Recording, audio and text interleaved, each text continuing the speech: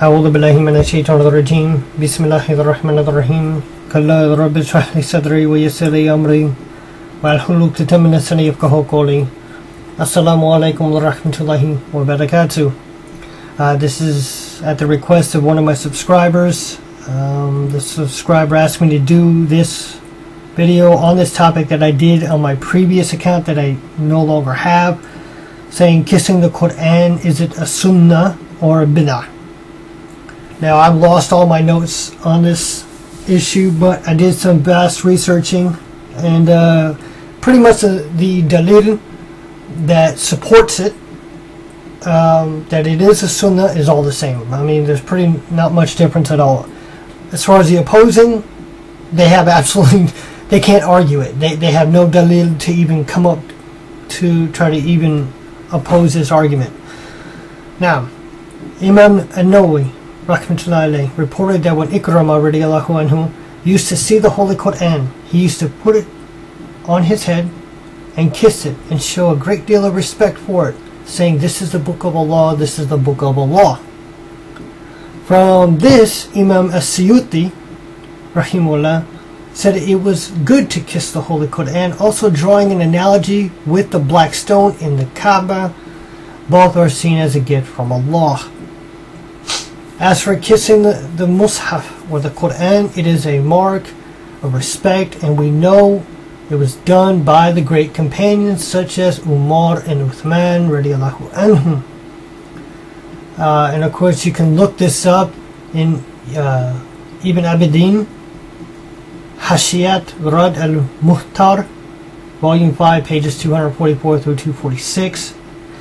Also Ikrima ibn Abi Jahl used to kiss it, and that's in al-Zarkashi, Ulum al-Qur'an, chapter 1 or volume 1, page 478, and this is confirmed by Imam Ahmad rahimahullah, as Ibn Taymiyya admits in Mukhtasar al-Fatawa, al-misriyya, page 265, and I'll put these down below in the description so you can see it and look it up for yourself as well.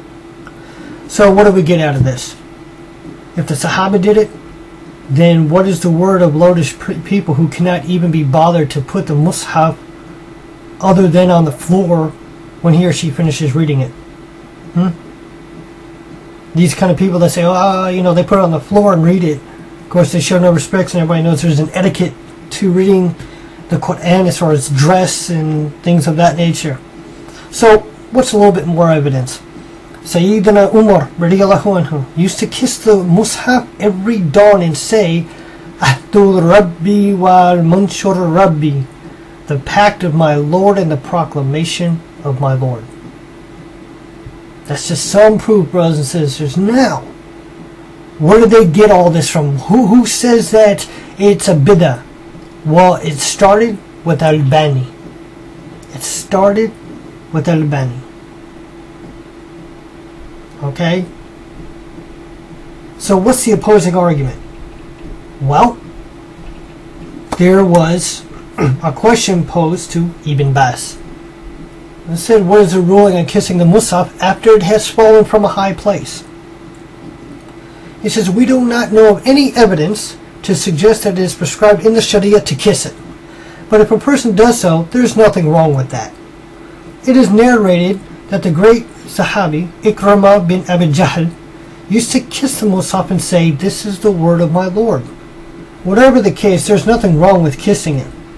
But it is not prescribed to do so, and there's nothing to indicate that it's prescribed in the Sharia. But if a person kisses it as an act of veneration and respect, if it falls from his hands or from a high place, there's nothing wrong with that. That's Ibn Baaz saying that.